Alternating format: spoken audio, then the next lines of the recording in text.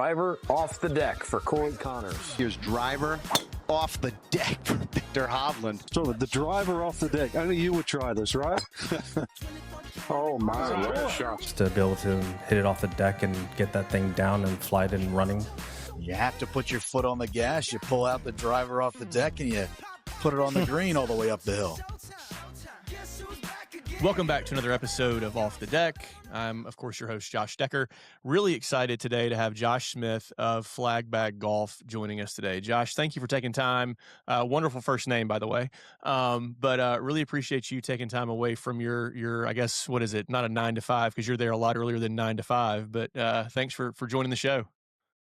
Yeah, absolutely. Hey, Josh, great to meet you. I've been watching your pod a little bit, and really enjoy you reaching out, and excited to chat. Yeah, thank you so much. Well, I know everybody obviously wants to hear about Flagbag and the inspiration for you starting the company and the process and all that, but I want to learn a little bit about you first. I'm fascinated that you're also an oil painter, among being a golf course superintendent. But I want to learn, when did you start playing golf? What did that look like for you? And then I want to hear about your painting and artistic skills and how all that came to be. Well, cool. Feel free to shut me off because it's a long story. But I grew up in Lake Oswego, Oregon, and my dad wasn't a big golfer, but he got my brother and I introduced to it through some free clinics at the Muni, the little 18-hole par 3 course, Lake Oswego Muni. And so we kind of got the bug early, and he was giving us those opportunities to see the game. And I got really into it probably from 11, 12, 13 years old, and got good enough to make my high school team. And then, have some really nice finishes, and then play golf in college and travel all 4 years. And that's nearby here at St. Mary's. Okay. And so I studied business because I didn't know what I wanted to do. I was like, okay, that's safe. Study business and go play golf. And I loved golf architecture and golf so much. I was kind of getting into the architecture side, and I was reading the books I would read at night were about architecture and old, golden age stuff. And so I was fascinated by it. Well, I don't want to sit in a cubicle. What would be my next, opportunity after college to pursue a golf thing? And had an informational interview with a builder of golf, and he said, go out and help build golf courses for 2 years. If you like it enough and you think design is in your future, go back and get a landscape architecture degree. And I ended up, So, one week after I graduated from St. Mary's, and my parents had spent some real money, sending me there, I'm in a drainage ditch learning how to build a golf course from scratch. And that was great. I was like, this is so cool. And quickly worked my way up to being like a construction superintendent, and ended up doing that for 5.5 years. But it was funny. I met a ton of great architects, some that I'm still good friends with. And I saw how talented a lot of these guys were.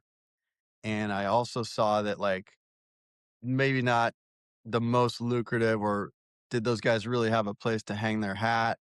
It takes a lot of luck to be a successful architect. And so after a little more reflection, I decided, well, I had already taken up oil painting at this time. So let me get to that. So when I probably 5 years into building, or 4.5, I was sent to Sedona, Arizona, which is the Red Rock, beautiful, God's country, and to build a golf course there. And it ended up being a Tom Weiskopf course called Seven Canyons. And we were there building it from scratch. They said, you can't work weekends here. It's basically a, state preserve or something. And I said, okay. Well, I'm going to have to get a hobby. I'd seen a painting in the Phoenix airport, and I thought, wow, oil paint looks really rich, really cool.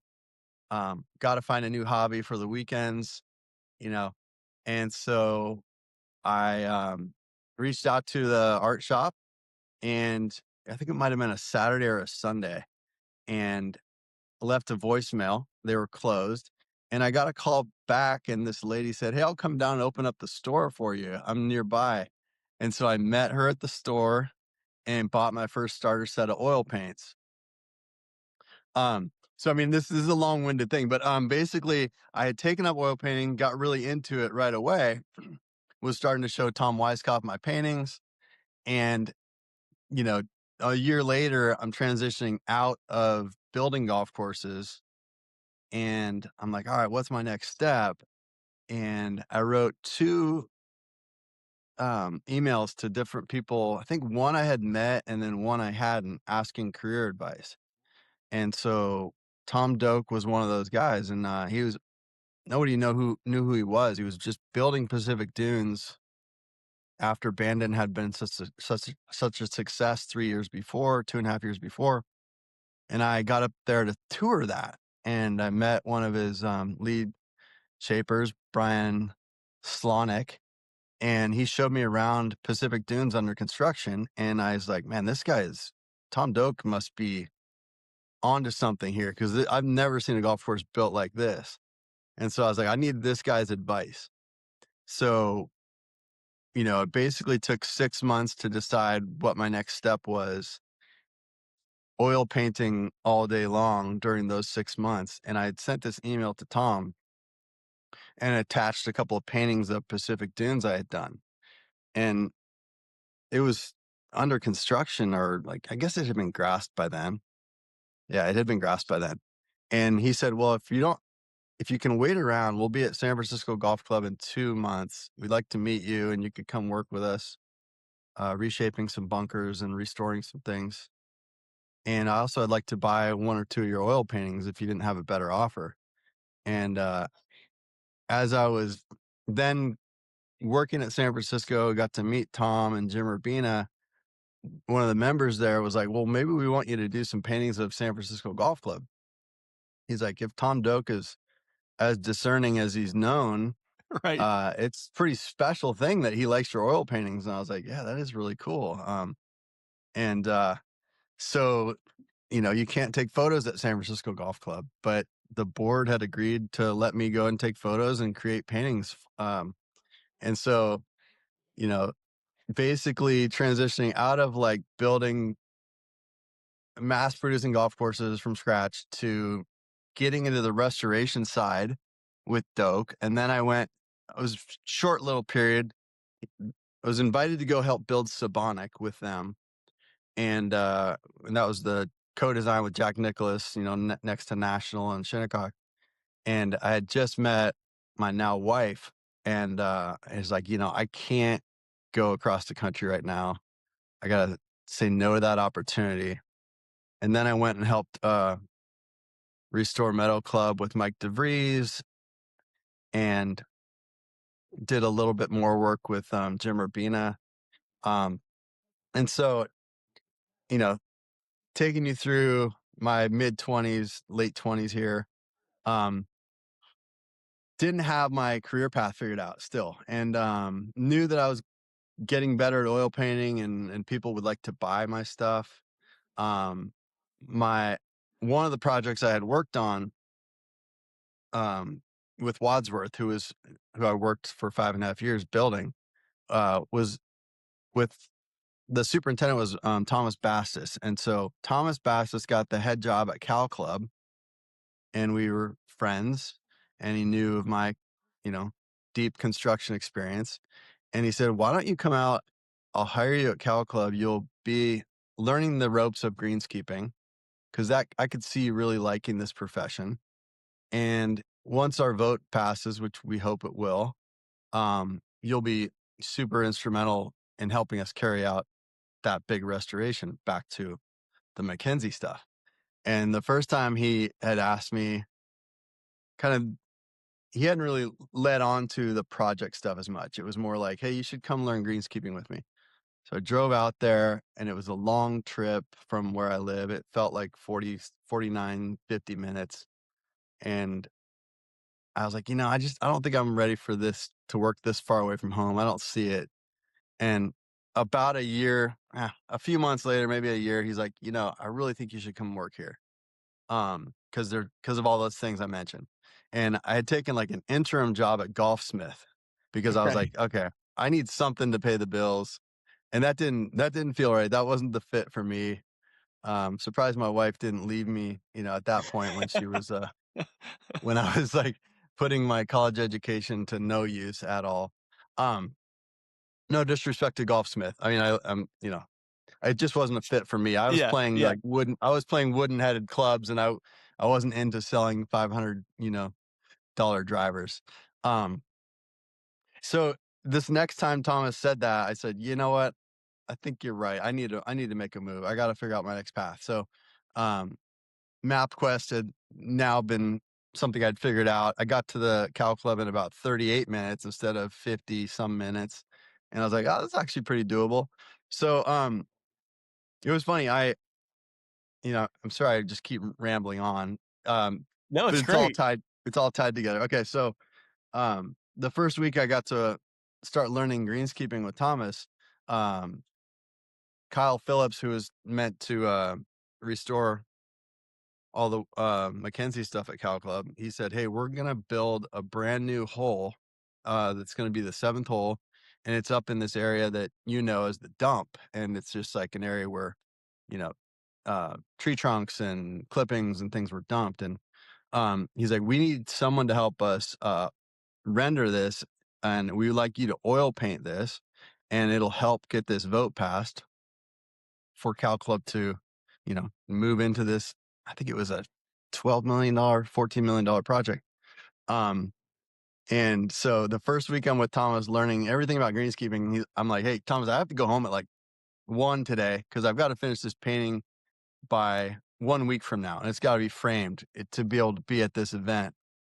And Ken Venturi was at this event, and Aaron Oberholzer, a couple of old, Cal Club guys that carried a lot of weight. And so it was funny. Thomas was like, "Well, I just hired you. Now you're already telling me you have to leave early." But it was all for the same cause. Right. So got this painting done, and framed, and got to meet Ken Venturi that night and everything. And the vote passed really pretty heavily. I think it was a 70% vote or something, which is pretty good. So we were off to the races on like the planning. And if you know anything about Cal Club, we went fine fescue everywhere, and then bent grass greens, and it's kind of a proud little feather.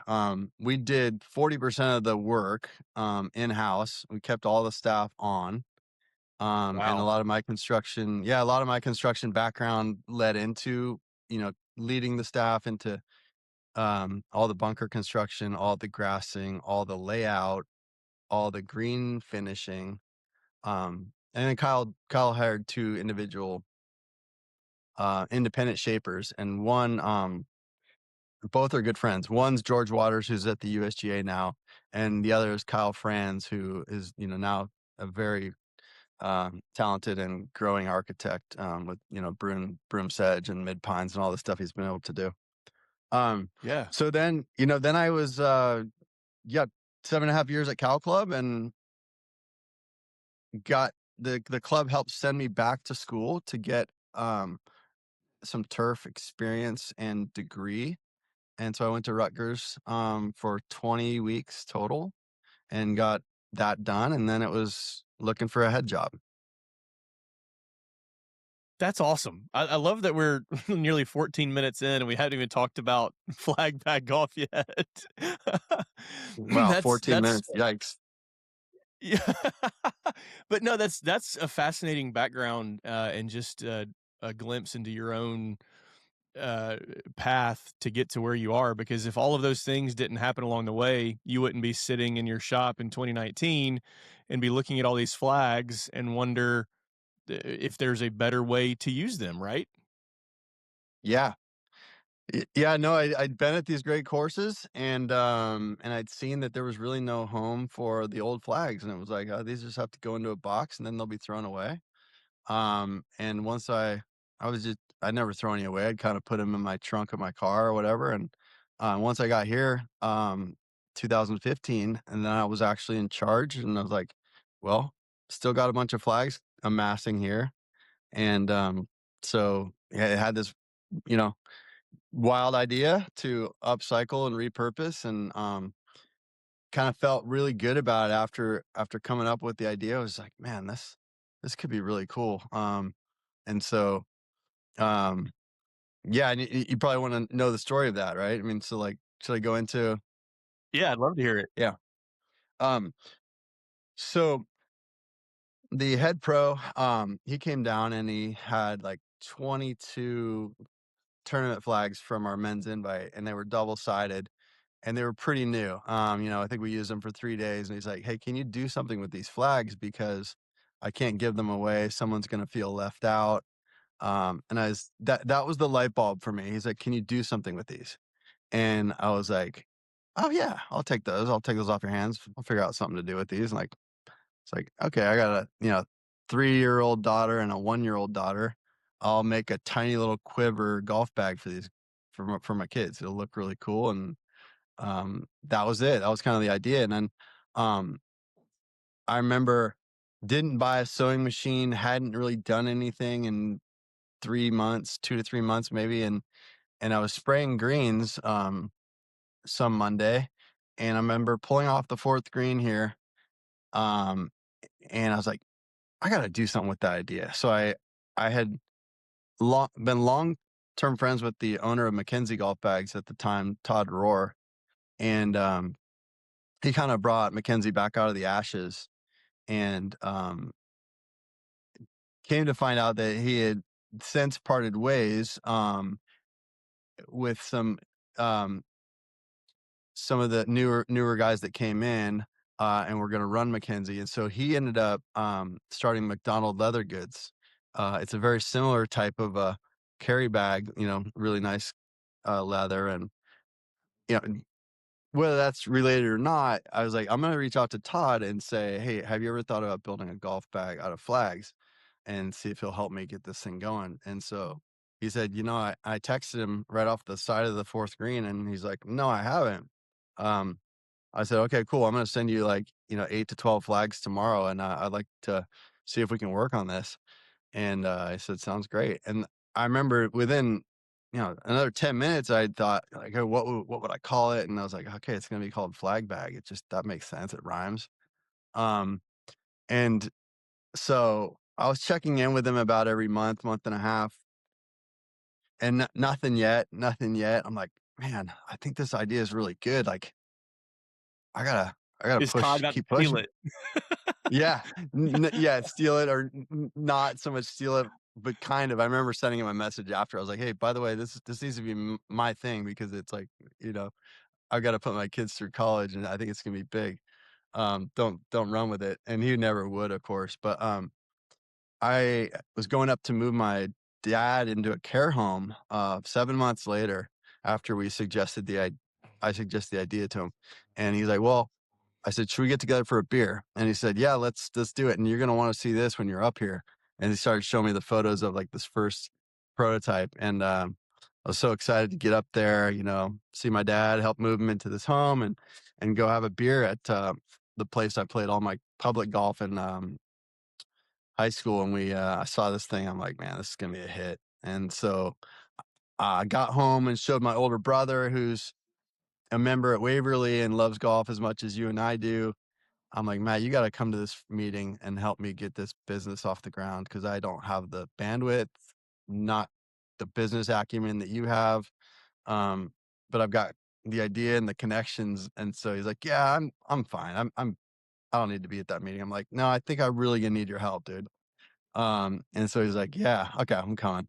So anyway, we developed a plan to get about 10 bags done. And I would reach out to all the superintendents I knew at the best clubs, National Golf Links, reach out to Bob Ford at Seminole, and some people I'd met through paintings or construction, or however I met these guys, and Sand Hills, Kyle Hegland, and San Francisco Golf Club. And these guys were like, I would text them after work and say, hey, I got a top secret idea. Here it is. If you think it's a cool idea, I was wondering if you'd be willing to send me some flags, and we'll make the first bag. And so everyone was like, holy shit, that's the coolest thing. Absolutely. I'll put these in the mail today or tomorrow or whatever. And just kind of on cloud nine, the whole time. And it was fun to send these messages like top secret. Um, And what and then timeline? When was that? Was that in 2020? When it was was that 2020. going on? Yeah. So it was 2020, and we had the plan was to launch, I think, April 1st, like April Fool's Day on 2020. And then we only had about 5 bags done at that time. So I think we ended up pushing to like April 7th or 12th or something like that. And that's when we kicked it off. And it just started with the Instagram page, and my brother and I stayed up that whole night kind of fielding DMs. It was like, I think Swinley Forest was reaching out. It was coming from like crazy places. Got to work with Royal Melbourne, and just like, I was like, whoa, this is amazing. Like, so cool. And then, from that, it was like, well, this doesn't have to be just golf bags. This could be duffel bags, and it could be head covers, and it could be, pouches. And we're still kind of building that part out. I mean, 6 years later, we're still got a few more things coming up. But man, I've been very excited about, just all three career paths here that I've got. It's like, I love being a superintendent, love being outdoors, and, feel like I bring something to the table with all of it. And then I love the oil painting, of course, and then the flag bag thing is just so awesome too. So I feel very blessed to kind of be here doing these things, and it's been a wild ride. And none of them have like changed the financial trajectory of my family's life at this point, but it's just fun, and I think it could be a bigger deal for sure. So do you have somebody, I mean, obviously you just mentioned it, and that was something I was going to ask you about, being about being a full-time superintendent. Do you have somebody do you have full-time staff at Flagbag, or is this something that's still kind of after hours, you and your team are collecting the flags that someone sends in, which maybe it's good for me to kind of, or you'd be obviously better to tell the process, but you have your own flags in stock. So if I wanted to use the flags that you've been provided to by other clubs, I can use those, or I can send you my own, and then you make the bag that of places I've played. I've actually got a Well, friend. I Go actually have ahead. to cut you off there because we can't go and use those flags. Like when we get flags from those places, those are all going back to those places as a wholesale Okay. item, and then they'll sell it to their members. So that's a pretty important like stipulation there. And that would only make sense for the best clubs to get their stuff back to them, right? Right. So basically, half our business is that, where it's the green grass going back to the club as finished products, and then half of it would be like a guy that had just been on a big trip and he bought some flags, or a guy that already had a collection of flags and they're just kind of sitting, again, they're in a box and like no one gets to see them. So Right. it's roughly a 50-50 on that. um but I'll go into more detail. So sorry, I cut you off. No, it's I, fine. sorry, I cut you off. I just want to make that stipulation. You mean I can't get a bag from Seminole? I want an You can, NGLA Seminole you, all on you, one you, bag. you cannot, through me, but one cool thing is, you know, I mean, I don't want to say this is, a big part of our business, but a lot of places do sell flags now, and even some of the great privates sell flags. I would say it's a growing trend. So um, we we don't we don't get like too in the weeds on that, but normally a Seminole bag is for sure going to a Seminole member. But you never know what different policies are at different places. Yeah, that makes sense. That makes sense. So if I have my own flags from the golf trip I've been on, I know I've got a friend actually who I think is in the process of stockpiling flags from all the tournaments he's won, because over the past 12 months, I've witnessed him win, gosh, 3 or 4 different tournaments at our home course. And I know he's like waiting until he has the right number. What does that process look like once I drop them in the mail to you? Timeline, process, the layout, how involved is the customer, and then how much of that is just y'all take it and you're like, okay, this is how it's going to be configured. What does that process look like? So for the golf bag, the best way to start really is with the flags in hand. So same thing with the duffel bag. So once we get the flags here in California, we start to I basically start to put layouts together. And then what I think would be the best flag layout of the combination of flags, and then also suggest different leather options. We have like 12 different leathers we'll put on the golf bag, different colors. So I'll usually put my best foot forward and give out like 4 to 5, 6 design ideas. It is very helpful if the customer already knows, hey, I kind of want to steer on this path, then it saves us all a little bit of time. But I try and, I get to design every golf bag still. I don't design every duffel bag. We do have an employee that's almost full time, at Flagbag now, and so she does some of the duffel stuff with me. I get help with uh, the golf bag layout. So I'm the one that kind of like making the suggestions, and someone else, a phone away, a text away, is shuffling the flags for me. I got 2 young daughters and a wife that works too, so I can't be doing everything myself. Um, Right. but it takes once we get the buy-in from that customer and they like the design, might be one iteration, it might be 2 or 3, then it takes 6 to 8 weeks to build a golf bag. Um, and so, I put the order into like a HubSpot system, and the team up in Oregon gets it. And then all the flags are shipped up. And then, so that's about 8-week turnaround. And then duffel bags are more like 3 weeks. They turn a lot quicker. They're built here in Santa Rosa, about 45 minutes or an hour from here. And a lot of all the accessories are built here in California, at Okay. a couple different spots. Did you know? Obviously, it was newsworthy when Jack Nicklaus was using one of your bags at the 2024 Masters. Did y'all know that was going to happen, or was that a surprise? And all of a sudden, I mean, you obviously had to know that Jack had a bag because y'all made it for him. But what was that like? Oh, so it was the wildest thing. We got a voicemail from this guy named Stevie Nicholas in Florida, and we're like, okay. And they said, I want to do something for my grandpa. And we're like, hold on. This is gonna be like Jack Nicholas is like we had to confirm it with him after the voicemail. He left it a little bit vague. So we got him on the phone, and he's like, yeah, I want to do I'm gonna ask Pop. Uh, no, he doesn't call him Pop. What does he call him? He said, I want to ask Pa. He calls him Pa, I think. What his favorite 5 majors are. And he's not going to know why I'm asking him that, but I want to find out his favorite 5 majors, and then I want to have you guys figure out how to get the flags, and then we'll make a bag and surprise him with it. And so a day and a half later, he's like, all right, talk to him. These are the 5 majors. Um, and so none of those flags existed. So I'm on YouTube, like looking at those events and like seeing what the flag was. Back then they Okay. really didn't have logoed flags. You're talking about 60s, 70s, and then the 80s. Yeah, I don't just a even think. number or something.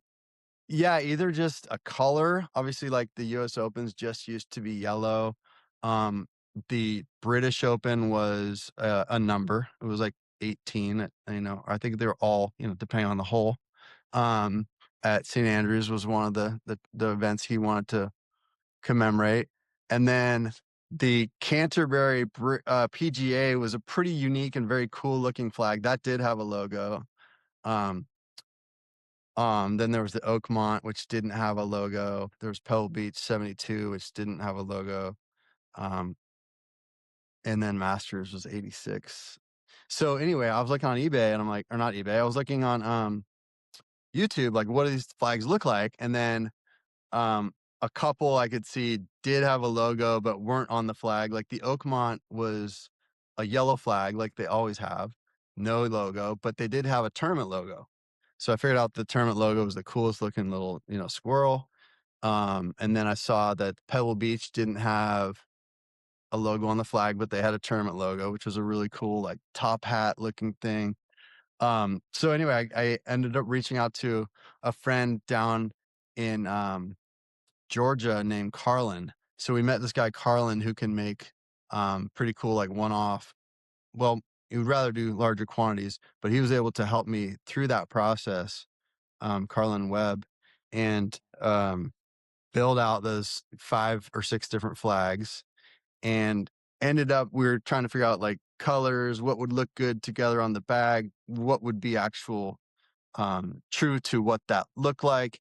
And he ended up sending, a couple of like, this was a blem, this is the one I think you're going to use. And I think I ended up having 2 of everything or nearly. And so I'm like, well, we're going to make him a golf bag and a duffel bag. Um, so, so we sent it to Stevie and he got it to Jack right away. And I remember being in an area that didn't have cell service and these messages are coming in from Stevie. I'm like, oh no, he's sending me like multiple texts. He must have already gotten it to Jack. So I'm like, I'm trying to find cell service to see what these photos look like. And so it's Jack and Barbara in the kitchen and he's holding up the bag and he's like, he loves it. He's going to call you. Um, and then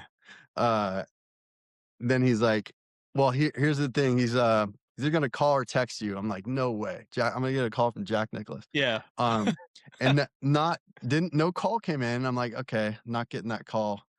But in the mail, like, 7 to 10 days later, I get this envelope and I bring it in and I gave my phone to my daughter. I was like, hey, you might want to record me opening this because I think That's this is going to be awesome. something pretty. I think it's going to be something pretty special. And sure enough, man, the Jack Nicholas letterhead autographed at the bottom, the nicest note. This is the coolest bag I've ever seen or owned. Thank you so much. And so I'm like, wow, that's cool. But then as far as your initial question, did we know he was going to use it? Stevie reached out a week in advance and said, are you guys going to be at the Masters? It might've been 2 weeks. And I was like, no, I've actually never been to the Masters. I don't have any plans to be there. He's like, well, you're going to want to watch it on TV if you're not there. He's like, cause Pa's going to use the bag or Barbara's going to be carrying it or something like that. We're like, no way. I've got chills. That's so cool. Yeah.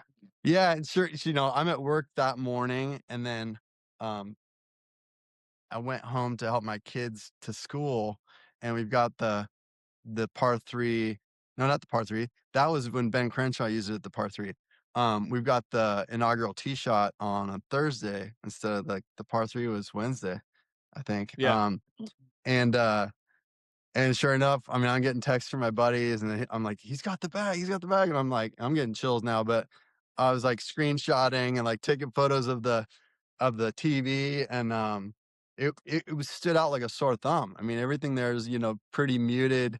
And then this bag was just Right. like, whoa. And so it was amazing. And then, yeah, he used it the following year and didn't expect it, didn't know it. And got a ton of airtime again. And then Stevie was saying, he's going to use it until he's done swinging. So what was wild is like a lot of periodicals picked up on it too, that first year especially. And it was in some magazines and some things like, so our exposure grew quite a bit during that moment for sure. That's very cool. Other than that one, is there another, and you mentioned the one for Ben Crenshaw, is there another project you have that's been a favorite of yours? Certainly like, Ben Crenshaw is a huge hero of mine, golf and design wise. So, the fact that he's been using it at the par 3, it was just amazing. The coolest story as far as the bag making another splash was the AT&T Pebble Beach chairman reached out and he had been playing up in Bandon. Now he had seen Alan Shipnuck had our bag up at Bandon at the Sheep Ranch reopening. And he asked Alan, who they're both in Carmel. He said, what is this bag? What is this thing? And Alan told him what it was. And he's like, get me in touch with those guys. I think we need to do that for the AT&T. And, so like 6-8 months into business, he's wanting to build 165 golf bags Oh God. for Kelly Slater and Bill Murray and Larry Fitzgerald and Carlton from Fresh Prince, like Right. And I was like, really? Like, and I'm talking on the phone. I think it was a Friday afternoon. I'm talking to Steve John, and he's like, yeah, I think we're going to do it. What's the cost going to be? And I was like, well, we have to get the flags figured out first. Then the cost is X. And he's like, okay, well, let me get back to you. I think we might be able to do this. And, yeah, he let me know. I was like, it's green lighted. We're going to do it. And so what was wild though, is that it was the COVID year, and, they didn't have patrons. Like, they announced like 3 weeks prior. They're like, everything was touch and go. It's like, all right, we're not going to have patrons, and we're not going to have the normal celebrities show up because everyone was so nervous about COVID. So he's like, what we're going to do, it might even be better for you guys. We're going to ship these bags to each celebrity CEO, and they're going to get it at their house with a note. And, but they did have a 6-person on air, event, and Jim Nance emceed it. So it was almost better. You had Macklemore, Bill Murray, Larry Fitzgerald, Kira Dixon, Catherine Newton, and Carlton from Fresh Prince playing a 6-hole match. And I had asked Steve John, I said, hey, can I come down and watch? I know there's like masks, and it's, they're not letting anyone in. He's like, no, they're being really tight with who they're going to let in. And I was like, well, okay, thank you. I'm coming down anyway. So I went down, and I I left built the work a bag. little, I went down a little early, and I'm like, I'm gonna live this up. So I took a lawn chair, sat on the Carmel beach, and I had a Yeti of margaritas, and I'm like watching it on my phone. And it's the coolest thing. It was like a, chamber of commerce, perfect weather day, beautiful. I mean, Carlton made like 4 birdies and 6 holes or something like that. It was wild. Um, but Jim Nance says, you know, young entrepreneur from the Bay Area, Josh Smith. And I was like, what? Jim Nance just said my name on the air. But he said the players are having a lot of fun with this. These cool, entrepreneurial idea flag bag, and it was a pretty special time. And I think it was that same trip that I got a chance to meet Will Zalatoris and have dinner with Will. I think it was that same trip. Yeah. That's cool. That's really cool. Well, obviously you have the staple products, which is the bag, and then of course the duffels, and now head covers. What's next on kind of on the horizon for Flagbag? Like, what are things you are wanting to do with the brand, other avenues or other products? What does that look like? So on the product side, we're almost there with shoe bag, DOP kit. We do have a valuables pouch and a carry-all, which is a kind of like a small clutch. So we're gonna have a few different things rolling out. But one thing that we love about it is it's a very utility product, and it's also just sits so well as memorabilia. So we're trying to, the ideal would be um, lock in with a tournament or two. Like, for example, the USGA, we're working with them a little bit, and then the US Amateur Champion has gotten a bag the last couple of years. Um, we thought that'd be a really fun way to kind of like, I feel like the product does so well with like tournament, course, story. It's like you're telling it, you're kind of weaving a whole story together. So it's a Yeah, great like absolutely. prize. Like you mentioned about your friend who's won a bunch of events. It's like it's a great prize to commemorate any event winner. Um, so one of our biggest pushes is what relationships would make sense. Um, Golf travel companies, um, caddy program things, mixing old logos at courses. Oh, Um, that's cool. That's really cool. yeah, and then so we're making like I mentioned, we have one um worker who's almost full time, and it's kind of been like um it's been a side hustle up until a year ago. So my brother helped me start it, and about 2 years ago, he's like, You know what? I'm into commercial real estate, and I think that my time is probably best spent back in commercial real estate where he can, um, make a little bit more cash. And my passion is so into this that I'm like, that fits for you. For me, I'm going crazy on Flagbag. So he said, why don't we figure out how to like pare my part down to nothing, and we'll move it to somebody in your circle. And so I was playing golf with Buster Posey, who's a member here, and then another guy that Buster introduced me to pretty regularly. Um, we were playing golf, and year one, I met Buster actually for the first time, and he said, "Hey, I heard about this golf bag business you have. It's really cool." And I was like, "Oh, thank you. I don't know how you would hear about that." He said, "Let me know if I can ever help you out with that." And I was like, "Are you serious? Like, I'll get you a bag made like right away." And so he was always a fan of the brand, and I'd always joke he's on our board of directors. Um, but him and this other Orinda member, Joe Cloy, has bought my brother's share of Flagbag, and so they're helping me to run it now. And so a lot of the business has been word of mouth, Instagram stuff, and now we're starting to develop a little bit of a team to go out and try and like make some calls and network. Again, with how busy I am, I wasn't able to do it. Hard to find the time, so now we're trying to get a little more aggressive on that. Um, and I don't know. I mean, I don't know what the future of brand holds on it, but the feedback we get is so strong. You might almost be nervous to own a consumer business, I would think, but the emails we receive are like you mentioned, almost like you got chills. Like customers are very high Yeah. on this products, and so it's a very fun brand and a fun business to be a part of, and we think the future is pretty bright. So That's outstanding. Well, and there's something about the product itself, right? Because every one of those flags, if I were to have one made, is going to remind me of some incredible experience I had somewhere. It's going to remind me of the people, the golf, the course, and there are just so many things that us golf nerds can kind of relate to if we're looking at a logo from a course we played. It's more than just the golf course, right?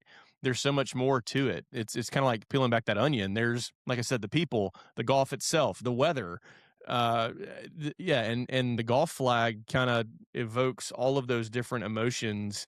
And so when you put multiple flags together, I mean, it can it could be a roller coaster of like, oh yeah, like, and I love that you mentioned Pack Dunes earlier. One of the most brutal rounds of golf weather-wise I've ever experienced was on Pack Dunes, which I'm sure is plenty of people can say from playing Bandon. And I would still love to have that on a bag because damn if that weather wasn't horrendous. And there's a fun story behind that, right? And I think that yeah. every piece that you have on a bag, whether it be a duffel bag, head cover, whatever, is going to do that. And that's really cool. Yeah, and it's then there's the part about it being upcycled. It's like it's so cool. There's not much sustainability in golf right now, and to have taken and developed a use for something that really didn't have one is very cool and very, fulfilling.